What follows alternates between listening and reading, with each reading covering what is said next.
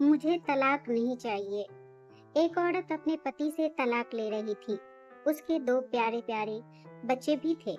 औरत के वकील ने सारे पेपर तैयार कर लिए और सब सिर्फ उसके पति का उन पेपरों पर साइन करना बाकी था।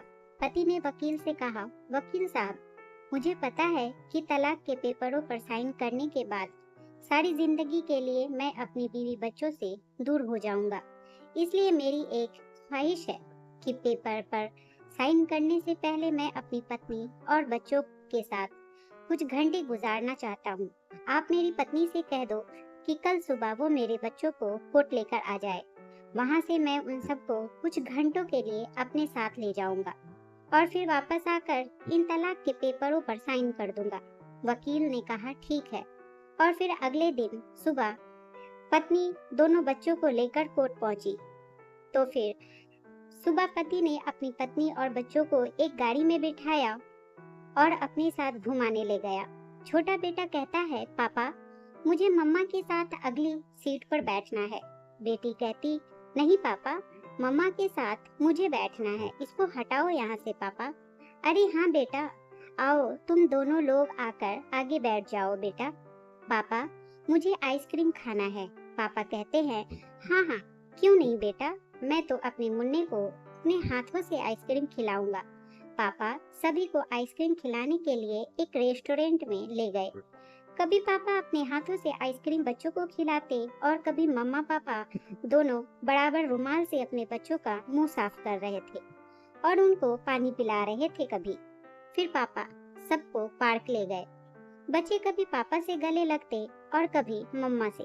पापा अपने बेटे और बेटी को गोद में उठाते और उनकी ख्वाहिशें पूरी करते।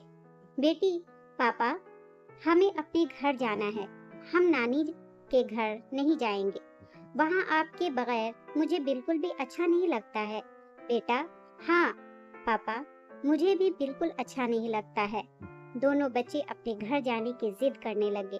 पापा ने कहा, हाँ बेटा, हम अपने घर जरूर चलेंगे। बेटा कहता है, पापा, मुझे आपकी गाड़ी बहुत अच्छी लगती है, नाना जी की गाड़ी अच्छी नहीं लगती है मुझे। मैं बड़ा होकर आपकी तरह गाड़ी खरीदूंगा, ये बहुत तेज चलती है। पापा, हाँ बेटा, ठीक है, पहले तुम जल्दी से बड़े हो जाओ। काफी वक्त निकल चुका था। वकील भी बार बार फोन कर रहा था कि कोर्ट बंद होने वाला है, जल्दी से वापस आ जाओ। लेकिन पति का अपनी बीवी बच्चों से बिछड़ने का दिल नहीं कर रहा था बिल्कुल भी।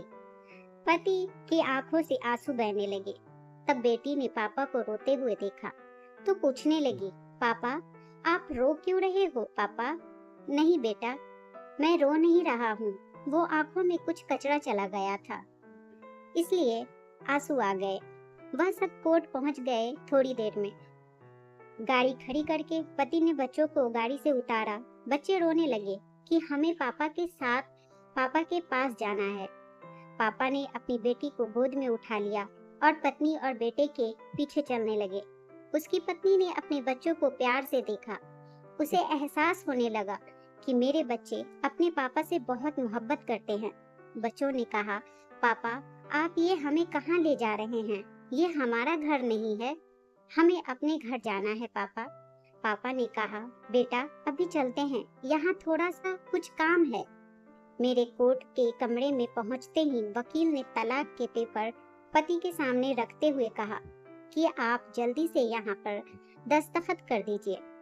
लेकिन पत्नी ने आगे बढ़कर वकील से कहा कि मुझे अपने पति से तलाक नहीं चाहिए, मैं अपना केस वापस लेती हूँ। मैं अपने घमंड की खातिर अपने बच्चों की जिंदगी तबाह नहीं करना चाहती। यह सुनकर पति अपनी पत्नी से लिपट गया और दोनों बहुत रोने लगे।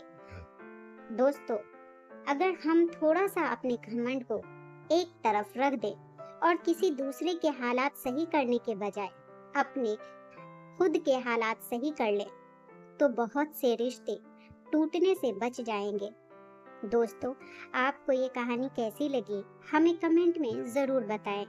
प्लीज़ चैनल को लाइक, शेयर और सब्सक्राइब ज़रूर कर दें। एक नई कहानी के साथ मैं आपसे फिर मिलूंगी।